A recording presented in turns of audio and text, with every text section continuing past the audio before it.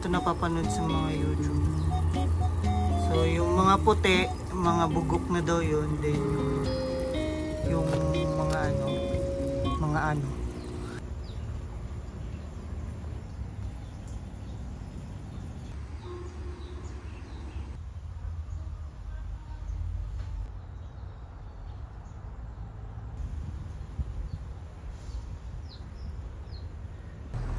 So yun guys, medyo ayan, kung makikita nyo, sobrang daming duckweeds. So ang kalaban ko lang talaga dito guys, duckweeds. Tapos medyo kasi nakaka-irita talaga yung mga duckweeds pag sobrang dami. Tsaka yung mga ang tawag dito, mga water lilies. So binabawasan ko lang din naman sila kasi super crowded na rin dito sa kuwan, sa mga tub. Tapos ayun, medyo hindi na rin makita yung mga isda kapag may mga pumupunta dito. So yung mga pumupunta dito, binebenta namin dito. So yun guys, medyo kukunti na rin yung mga PKBM namin. Sobrang labo na. Well, kung makikita nyo dito, parang malabo, pero okay naman siya, malinaw-linaw din naman. Tapos eto yung sa crayfish namin. Yung crayfish namin dito guys, update ko kayo, parang dadalo na lang natira dun sa binili kong L13 sila dito eh.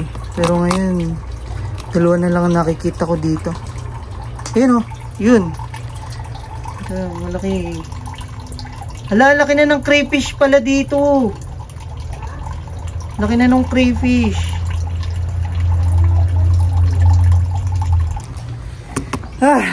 So tara guys, mag-ano muna tayo, maglilinis muna tayo ng mga tank kasi 2 weeks tayo hindi nakauwi. Let's go guys.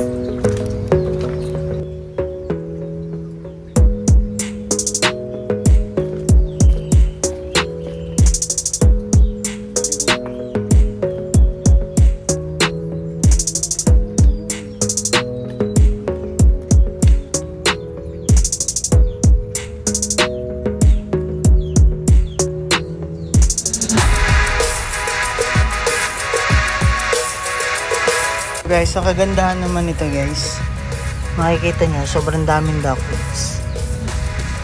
Pero yung duckweeds na to, nakapagpalinaw siya ng tubig.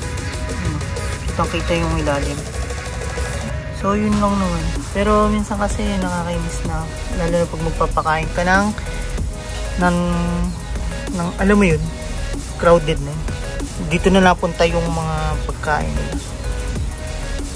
Yan o, linaw ng tubig, crystal clear, kitang kita yung lalim.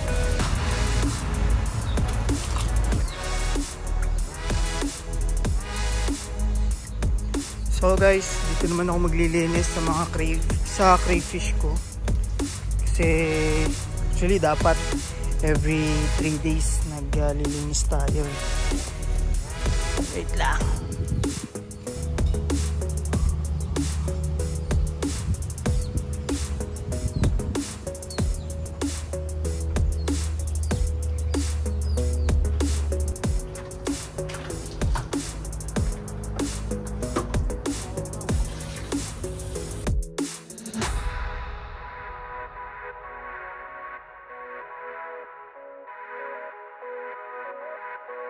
Walang tubig doon. Ano?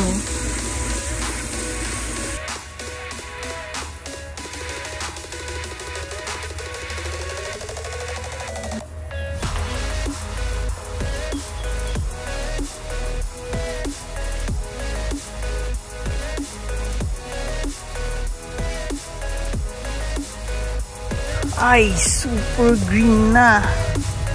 Pero actually maganda rin naman tong green daw kasi mas nakakatingkad daw to ng kulay ng isda. So nakalagay nga pala dito yung mga golden gapi natin. So lalaki na itong mga Siguro babawasan ko na lang ito pa yun. Unti-unti din. Mga nakalagay dito, mga sword style at saka mga ano ko. Yan o, ang dami. Tapos ito talaga crowded na. Tanggalan ko na lang nito mamaya-maya.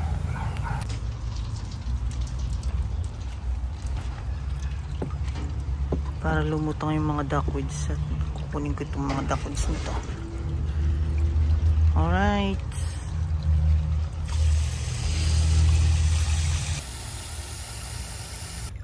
Ay, nako.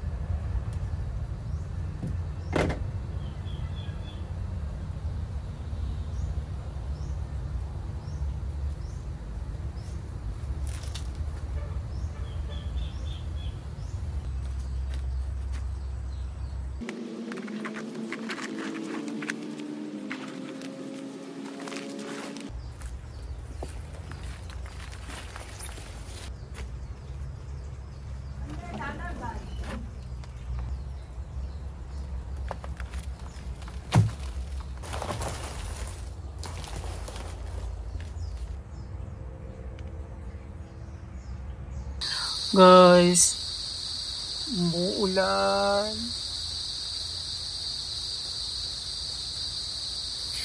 Hindi ko tuloy ang aking mga gagawin. Umuulan oh. Lakas pa ng mga anong tawag dyan? Liglig. Mangulan eh. Bukas na lang ako mga pag